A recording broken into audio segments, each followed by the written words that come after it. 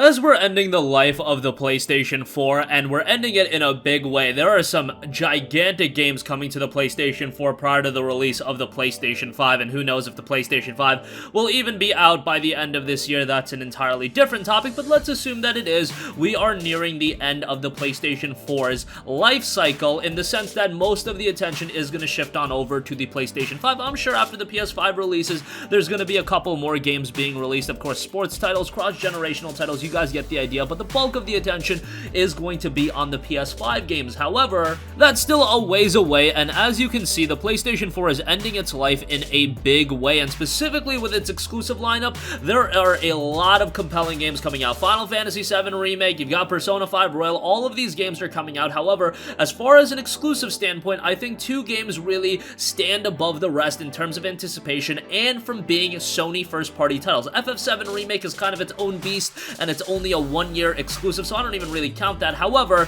look at a game like The Last of Us Part 2 and Ghost of Tsushima. Those are really the two major games I think PlayStation audience is looking forward to, and I really want to compare the two games and give you guys my input on both of them, and I want you guys to sound off in the comment section below. Which of the two games are you more excited for? Which one do you think will be better? Which one are you more excited for? Whatever the case may be, just sound off in the comments below. And I want to first start by talking about The Last of Us Part 2.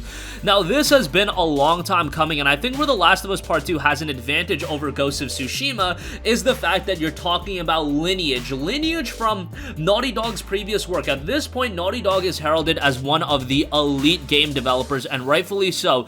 You look at their track record of the games that they've produced: Jak and Daxter, Uncharted 1, which I know Uncharted 1 at this point isn't received as well as some of their other titles, but Uncharted 1 was still a very good game. Then you look at Uncharted 2, then you look at Uncharted 3, Last of Us 1, Uncharted 4. They have put out killer game after killer game in a track record that I think a very few other game studios can match. I mean, there are some like a From Software out there, but Naughty Dog, in my opinion, are in a league of elite, and that's why there's that inherent excitement and anticipation outside of even seeing any gameplay, outside of hearing any information out of The Last of Us Part 2. You could literally hit people with the logo of Last of Us Part 2 and they would be incredibly excited for it. But then you parlay that with everything that has been shown off about The Last of Us Part 2, and I think that excitement is only increased exponentially, especially because you look at the attention to detail that's being put in the game. You look at elements like the visuals, the gameplay, some of the storytelling elements based on what's been teased. We still don't know everything about the game, which let's keep it that way. I don't want to know everything, but we do know that the game is set 5 years after their dangerous journey across the post-pandemic United States. Of course, Ellie and Joel have settled down in Jackson, Wyoming, living amongst a thriving community of survivors, and that has allowed them peace and stability despite the constant threat of the infected and other more desperate survivors. When a violent event disrupts the peace, Ellie embarks on a relentless journey to carry out justice and find closure. As she hunts those responsible one by one, she is confronted with the devastating physical and emotional repercussions of her actions. And you might be going back to Last of Us 1. I don't know how many of you have played that game in recent times. However, if you go back and play that, you'll realize that there is already an incredible amount of attention to detail in that game. There's little things they do in The Last of Us Part 1, such as facial design and a lot of the ambiance that they're able to set in that game. It adds that level of immersion that very few other games can even match. There are other games, however, The Last of Us is so strong in every element of its game design, not only from setting an amazing atmosphere. You talk about the visuals, the gameplay, it's strong in nearly every regard, and of course, who can forget about the emotionally gripping narrative that had people in tears within an hour of the gameplay. I'm not here to give a lot of spoilers for The Last of Us Part 1, but go back and play that game and see if you enjoyed it. Me just reading off the description of The Last of Us Part 2 might have given you a spoiler or two, but it's not like the integrity of that game is going to be ruined. If you haven't played The Last of Us Part 1, you're doing yourself a disservice. Go back and buy the remaster on PlayStation 4. It is a tremendous game, but bear in mind, that was 7 years ago. That's the scary thing about The Last of Us Part 2. They did that 7 years ago to wind down the PlayStation 3's life. 7 years is a long time, and Last of Us to this day holds up with the best games that are being released. Now you're talking 7 years later, they have the power of the PlayStation 4, which at this point, the power of the PlayStation 4 isn't something to write home about, but given what Naughty Dog was able to do with the PlayStation 3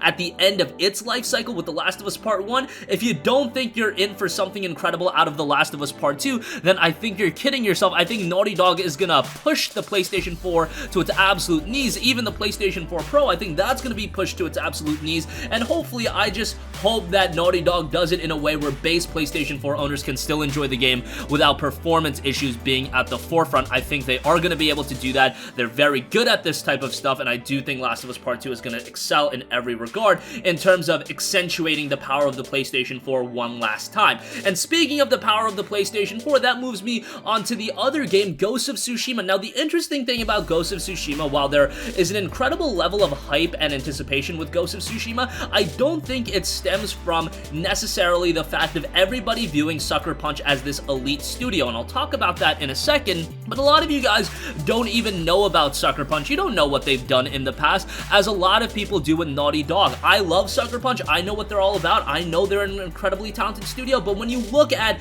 people talking about the greatest development studios in gaming today, Naughty Dog is always on that list. A From Software might be on that list. A Rockstar might be on that list. Sucker Punch, maybe on some fringe lists, you'll see Sucker Punch appear here and there, but they're not talking about how great of a franchise Infamous was, and that makes Sucker Punch stand out as an incredible development studio, and maybe that goes without saying because Infamous wasn't received at the level of an Uncharted, of a Last of Us. However, Infamous 1 and 2, I think were tremendous games. I would put Infamous 1 at the level of some of the Uncharted games. Infamous 2 I thought was great. Okay, Second Son, I really do feel like Sucker Punch was a little bit pressured to put that game out a little bit early, and it wasn't quite as good as Infamous 1 and 2, but it was still a very good game. And then you go back even farther than that, Sly Cooper 2, Sly Cooper 3, those were all fantastic games, but in the case of Ghost of Tsushima, none of this hype is being stemmed from an existing franchise, an existing notion of Sucker Punch being this amazing developer. Maybe for the core PlayStation audience that is the case, because that core audience knows Sucker Punch, but that audience was probably going to buy Ghost of Tsushima anyway. What's amazing about Ghost of Tsushima is that Sucker Punch has crafted this world, this idea of a game that has really resonated with gamers because it's something we don't see a lot out of video games. It's set in the late 13th century. The Mongol Empire has laid waste to entire nations along their campaign to conquer the east. Tsushima Island is all that stands between mainland China and a massive Mongol invasion fleet led by the ruthless and cunning general Khotun Khan. As the island burns in the wake of the first wave of the Mongol assault, samurai warrior Jin Sakai, the main character, stands as one of the last surviving members of his clan. He is resolved to do whatever it takes at any cost to protect his people and reclaim his home. He must set aside the traditions that have shaped him as a warrior to forge a new path, the path of the ghost, and wage an unconventional war for the freedom of Tsushima. Immediately when people saw this game, when people saw gameplay of Ghost of Tsushima, we were immediately captured by the game. The visuals are stunning. We can talk about The Last of Us Part 2 bringing the PlayStation 4 to its knees, but I think that is even more so true for Ghost of Tsushima. Let's see how the final product looks, but the visuals in this game are stunning. And Last of Us Part 2, I think they made the right decision by not going full-blown open world. It doesn't need to go full-blown open world, but I do have to give Ghost of Tsushima credit for managing to bring up these visuals while being this massive open world. Let's see how that open world ultimately translates into the entirety of the game. But so far, what we've seen has looked phenomenal out of the game, and the gameplay elements, the visual aesthetic, the genre of the game is really what resonated with players. With Last of Us Part 2, look, the gameplay we've seen thus far has looked incredible. The gameplay looks great. The music, everything about the game looks really good, but it is benefiting off the lineage of Naughty Dog, and rightfully so. You should benefit off the fact that this studio has created amazing game after amazing game, and they're heralded as one of the best studios in the world. Sucker Punch is of that notion where they're not considered to be one of the best studios in the world, but Ghost of Tsushima can absolutely set them at that level, and at this point, Ghost of Tsushima has facilitated all of its anticipation and hype just on the fact that this game looks incredible. This game looks amazing. The gameplay looks great. The story looks incredibly moving and emotional, and the game itself will have you venture beyond the battlefield to experience feudal Japan like never before. It's an open-world action adventure. You'll roam vast countrysides and expansive terrain to encounter rich characters, to discover ancient landmarks, and uncover the hidden beauty of Tsushima. Explore meticulously crafted regions showcasing diversity of life on the sprawling island, from billowing fields and tranquil shrines to ancient forest villages and stark mountainscapes. Find peace in the quiet moments of natural harmony and solace in the moments you'll share with the people you help along the way. It's gonna have a lot of content, and it looks like an incredible experience. I think that's a word that really signifies both of these games and describes both of these games to a T. They're gonna be more so experiences than just games, and that has always been true for Naughty Dog. I can say that about Last of Us 1. For Sucker Punch, having an experience is something that I think will set them and put them at that next level. Maybe I'm talking too highly of Ghost of Tsushima, but for me, it's one of the reasons I personally, and this isn't gonna go for everyone, am more excited for Ghost of Tsushima than I am The Last of Us Part 2. My editor might feel a different way, you might feel a different way, a million people in the comment section might feel a different way, but let me explain why I ultimately am more excited for Ghost of Tsushima, because